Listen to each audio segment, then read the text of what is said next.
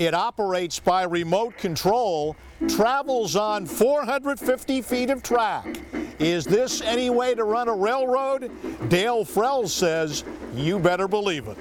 The joke among some of the players was, if you attempted to steal a base, you went to jail. This is titled American Blood Brothers, and the entire Gettysburg Address is hand-quilted onto the piece. He's not on a shirt. He's right here. See you later, alligator. Okay. Do you have faith in me, Maestro? I do. And he'll even shake your hand. Thank you.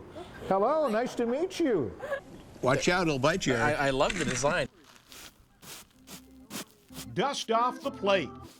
Play ball. Everybody that played here for 115 years was Swedish. Andover's Field of Dreams. Seemed like every town had a ball team.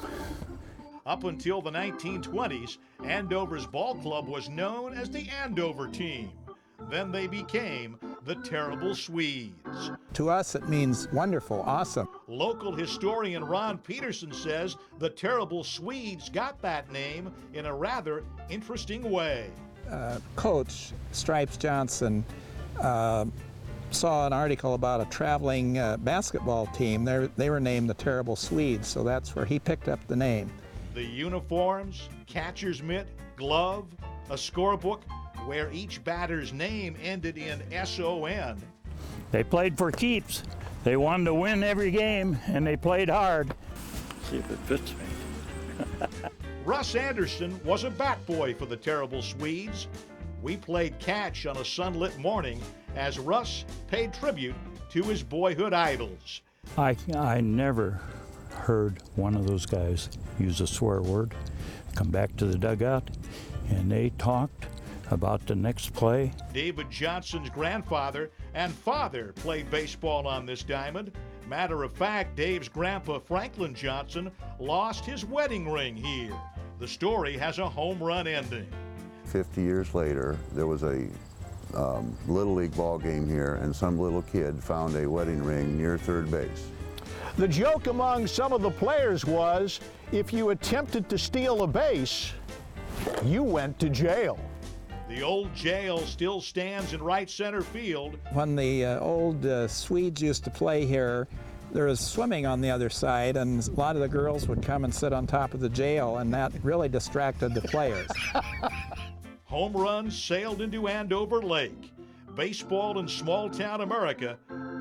What a thrill it is to play catch in a place where the Terrible Swedes will always be a hit. I know that girl. She was on the Showboat with my daughter a few years ago. A gallery of photos. What I'm trying to capture is their spirit. I love the expression that I can get out of them. About 200 in storefront windows. This camera is one of Gene Black's best friends. Some people give a lot back to the camera and some people don't. Gene snapped these photos, calls her downtown gallery Hats Off to the Future, a salute to kids in the area. I just think it's important to let the kids know that they're a part of the community and they're an important part of the community. Each photo tells a story about what kids are passionate about. That is Shako the Clown, and he wants to be in the Ringling Brothers Circus. He had so much personality, and he was just beautiful, and he was fun to photograph. Gene's daughter is also included, playing the violin. The caption reads, "Double stopping." I just love the expressions, and I find that I have a daughter like that too. We see faces in everything. Isabel Hansen's photo is titled Volleying. I just love to play volleyball, and that I love what I do. Businessman Tim Clark says this display is a talker among shoppers downtown. Every day. They're always in, and they want to know who the kids are in the windows, and they're picking out like their grandkids or their own kids and that. You're a pro. Gene snapped this photo of Riley the reporter Soon I will be posted somewhere in the gallery. Gene Black putting a new face on downtown Clinton, one photo at a time. I just love driving by here and seeing all these pictures, all these happy faces, and all the joy. Ready! Load. Union Private Riley. Fire! Oh, I heard it hit over there. A direct hit, Riley. I am a Union soldier in a Confederate light artillery, a group of Civil War reenactors. Fire by the piece. Fire! Firing this original Civil War cannon, which weighs about a ton and was built in 1862. Bruce Kindig has been a reenactor for about 30 years. A gun like this has a range of 2 to 3 miles, but you're only going to fire at what you can see. The barrel weighs 816 pounds and is one of only 2 original privately owned cannons in Iowa. Fire! The ability to hit and kill the enemy a mile or more away was very important. Reenactors Ed Ryder and Bruce Kindig say there are moments when they feel like an actual Civil War battle is going on. Going through the window is that moment you feel like you're there. I try to become William O'Donnell and preserve his memory and bring honor to the man I think he was. Pulling the lanyard, firing the cannon. Fire! In the battle between the states. Well, you did fine, Private Riley. I still think you wore the wrong suit today.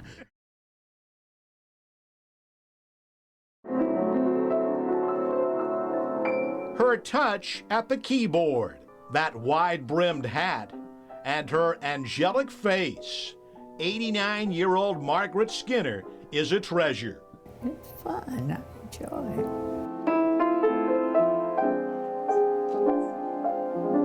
Margaret brings out the best in the piano. I try to let the piano sing and try not to be too stormy. She came from a musical family. Growing up in Anniston, Alabama, took lessons at the Birmingham Conservatory of Music. Through the years, has shared her love for music with anyone willing to listen and learn. I taught for years, loved that. Loved that. We had recitals and parties.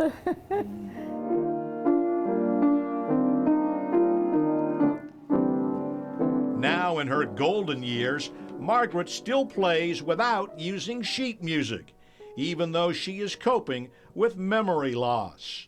Rob Brown from Senior Star says there is a powerful message in Margaret's music. So it doesn't matter what age you are.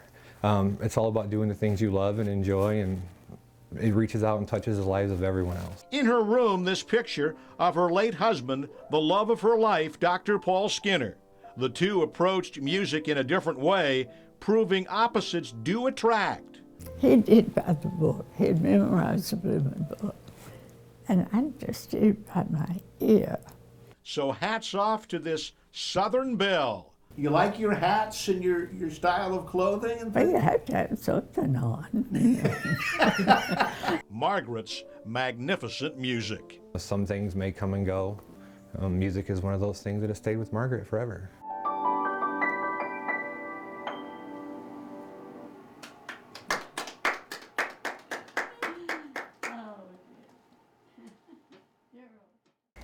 It operates by remote control, travels on 450 feet of track. Is this any way to run a railroad? Dale Frell says you better believe it.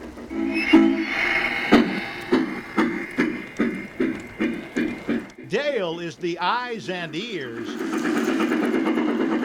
the builder. I started from nothing, utilized a lot of inexpensive materials. Engineer and owner of the Chicago, Barstow, and Quincy Garden Railroad. To be perfectly honest, when I was 8 years old, all I heard was CB and Q, and I figured that the B must have been Barstow. It wasn't until later I found out it was actually Burlington. A railroad reconstructed. We put a repair of concrete on the front of it, which will prolong the life by a long time.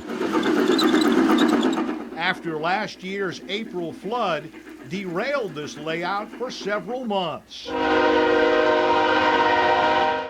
Now the sounds and sights have returned. So I'm going to put coal in the little elevator. My grandfather operated the coaling station here in Barstow, and they'll travel down here and it'll come down here, and eventually we'll come out down here and I can get the coal that would normally go into the engine. This is a bridge that I fabricated. It took about 200 hours from design through completion. The soothing sounds of waterfalls. And I love scenery, and I like the motion of the water. What's not to like about the layout? Dale's wife Bonnie gets credit for all the landscaping, and she painted the murals. She added tremendously to the appeal of the train layout. The C, B, and Q back in business. And engineer Dale Frells, like his railroad, is beaming with pride. I'm very proud of some of the structures and things that have been constructed. Very fun.